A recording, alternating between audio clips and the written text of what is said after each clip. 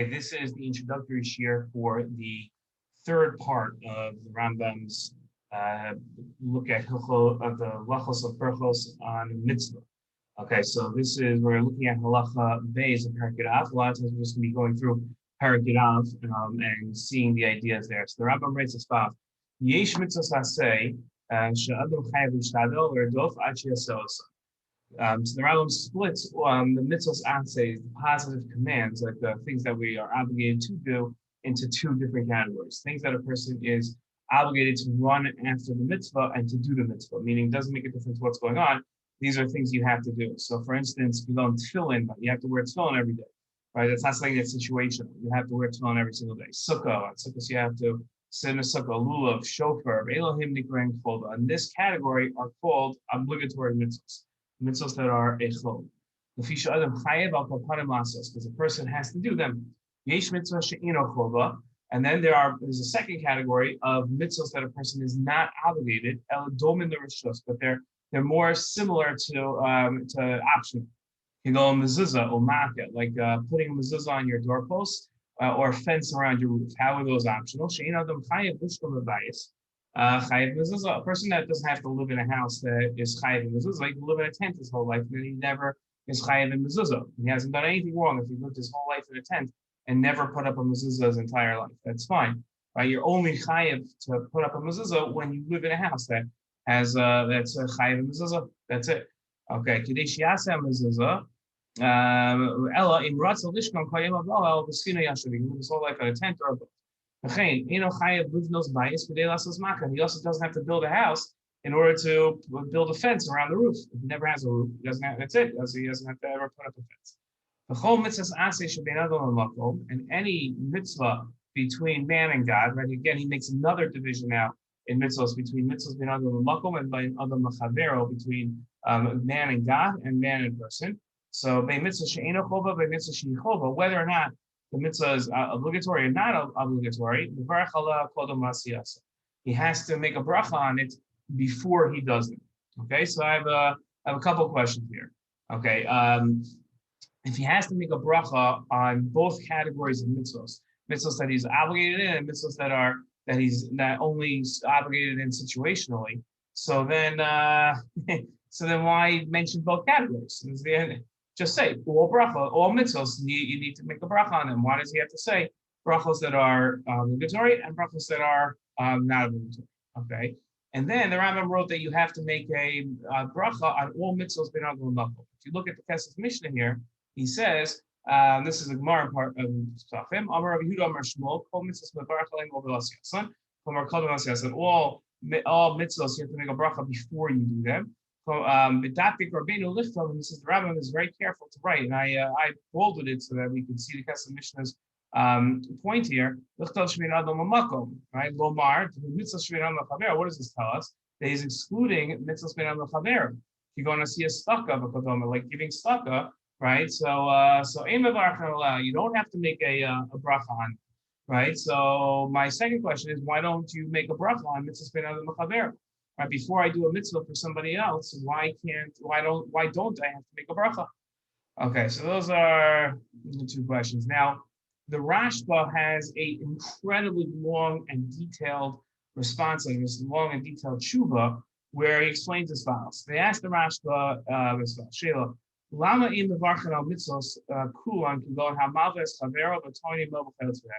Okay, why don't we make a bracha on all mitzvos? Like when we loan money to somebody, there's no bracha, and when I take him to court, right before the court case starts, so there's no bracha about that, right? So why not? So he says tshuva zu she'ela muka. This is a very deep question, like a complex question. So the Rishonim that came before him all dealt with this. And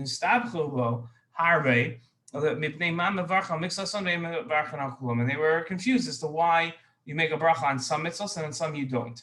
And they also dealt with which ones you do make a bracha and which ones you don't. And there's no one principle that can explain everything. So that's different than the Rambam. Right, the Rambam had said very simple: all mitzvahs ben adam l'makom make a bracha on. or mitzvos min לחבירו, you don't make a brachah. But the Rashba says that's not how you can tell. The Rashba says that there's many different reasons. The Rashba has a list of, it seemed like close to 20 different examples of mitzvos that you don't make a brachah on and why. So I thought it would be good if we took the first 5 and looked at the first 5 together. So the first one, he says as follows: Kol mitzvah she'ein ba ma'isa. Any mitzvah that doesn't have an action to it, ein mevarchen aleh. You don't make a brachah on it. You go on hashmatas ksafim. So in the Shemitah year, you have to forgive all loans that you lent out. So when I forgive the loan, so that there's no action to that mitzvah, and therefore I don't make a brachah on it, he says. Okay? In which case we have to ask the question: what about a mitzvah that doesn't involve action, requires that no brachah said before it? Okay, we're obviously going to go through each of the next 4 and ask the same question. Okay. The second example he gives here in this one, he says, "We don't make a bracha on a mitzvah that isn't completely dependent on the person doing the mitzvah. Because it could be that the second person involved in the mitzvah doesn't want it, and in which case the bracha would be for naught, and it would be a bracha l'tala. You go matanas laniyim, v'avas adalim, it's staka, naka chetzim. That's for instance staka. Let's say I want to give staka, so I say brachah Hashem akedim achal mashiach Hashem eslivanu, litain staka, and then I give the money, and the guy's like, I don't want that. That's not enough, and throws it back in your face. So now you made a bracha, you didn't fulfill the mitzvah. So and now that because this other person rejected it, so therefore the mitzvah, it doesn't work. So no bracha. Okay.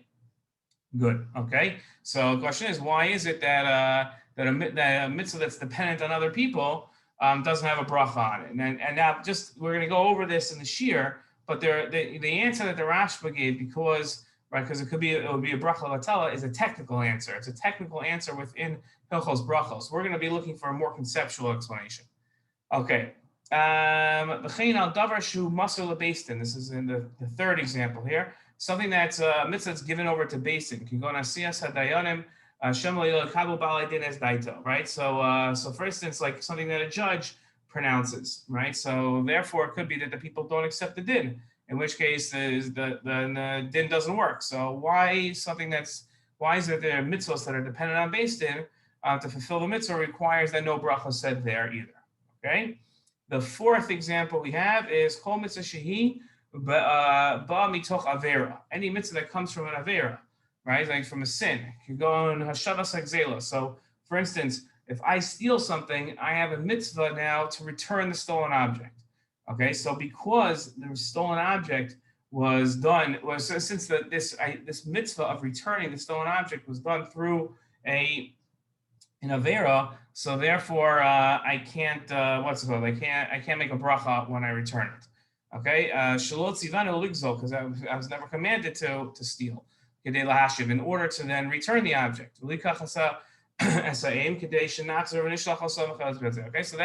that doesn't work. Okay, and then the question is, again, why is it that a mitzvah that's generated by a violation of a prohibition requires that no bracha is said before fulfilling the mitzvah? And the last example we're going to look at here is v'chein matanos kahuna. This is interesting, that the trumos and mitzvos that I give to a Kohen and a Levi, ein mevarchen al nisinasan. I don't make a bracha on giving. Why not? The ein hayisrael no sein mishalo. This is fascinating, because when a Jew gives like 10% of his agricultural harvest, and he gives that to the Kohen, he's not actually giving his own money. It's God that said this 10% belongs to the Kohen. And it's mishochan gavoa. Sorry, you're not giving. As we like to look at it and say this is like a tax. So I had 100 bushels I collected this year. So I am going to give of my 100 bushels 10 bushels to the Kohen as matanos kahuna, as the gifts that the Kohen gets. That's not what's happening here at all. You brought in 90 bushels for yourself, and you harvested 10 bushels for the Kohen. So you're not actually giving at all, okay? And that's why it doesn't get a bracha. So we have to ask, how do we understand that? Okay. Let's look at some of the sources we're going to use to answer the question. The Gemara here says, Rabbi Elazar Omer Hari Shegazel Sa Es Shachitin V'Tchina V'Tachna, sorry, V'Afa V'Hefresh Mimena Chala. So let's say I steal wheat and I grind it and then I bake it, and I make challah, and now I want to take challah out of it, right? There's a mitzvah to take a certain amount out and give it to the kohen. So Ketzam Mevarach, how do I make a brachah? Ein Zeh Mevarach El Menayit. It's not a brachah. I stole the wheat and the flour, so now I'm gonna make a brachah on this mitzvah. So that's El Menayit. That's like chutzpah.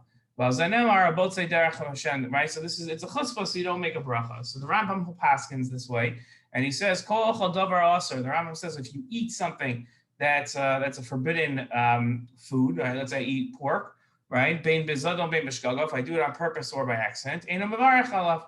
I don't make a bracha on it. Lo b'tchila, lo b'sof. I don't make a bracha rishona. I don't make a bracha achorna. So let's say, for instance, I go to somebody who gives me food, and I think that the food is kosher, and it turns out that it's not. So now I ate it.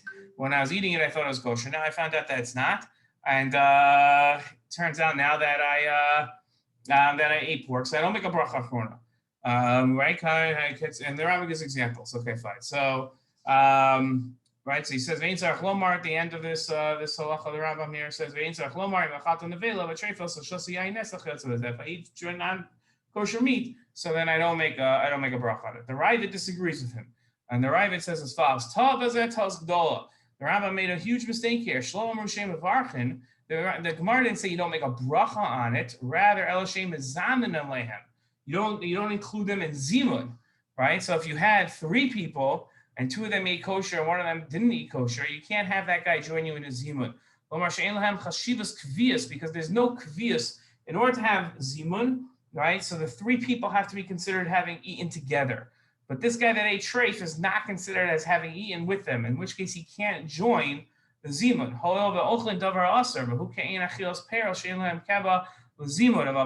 It's like eating fruit, he says. So fruit doesn't establish you as with the other people who ate bread. Okay, he says, but not to make a bracha on it by yourself. You got benefit. The whole point of a Birchas Anenin is that before you get benefit, you have to make a bracha. So the Ravid disagrees with the Rambam and says that you do make a bracha both before and after eating something that's asur. So we're going to have to explain this, but this leads to a good question. Does that we just saw of not making a bracha before eating something? But what about what about a mitzvah? So the Shulchan Aruch says a gozel shofar v'takaba.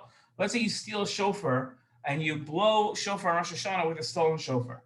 Yatza, you're yotzei. Now, generally, if I do a mitzvah that comes by way of an avera, I'm not yotzei.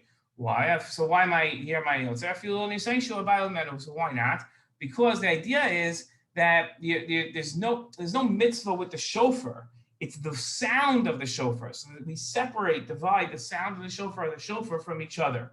Okay, so if I could, and since I can't steal sounds, right? There's no such thing as stealing sounds. So therefore, the bracha, the mitzvah, might have been generated by an avera originally, like some 2nd, 3rd degree, but it's not but I'm yotzei because the mitzvah was to hear the shofar. So now the Mishnah Berurah says, Mikol shekain te'im levarach alav mishum b'tzeh. But the Mishnah Berurah brings up the machlokas we just saw and says, but okay, fine, you're yotzei if you hear this shofar being blown, the stolen shofar, but for sure you shouldn't make a bracha because that's a chutzpah. Right? How could you make a bracha on that? Okay, so we're gonna have to explain. This idea of the Mishnah Berurah here as well. Okay, that is the end of this part of the this introductory shiur.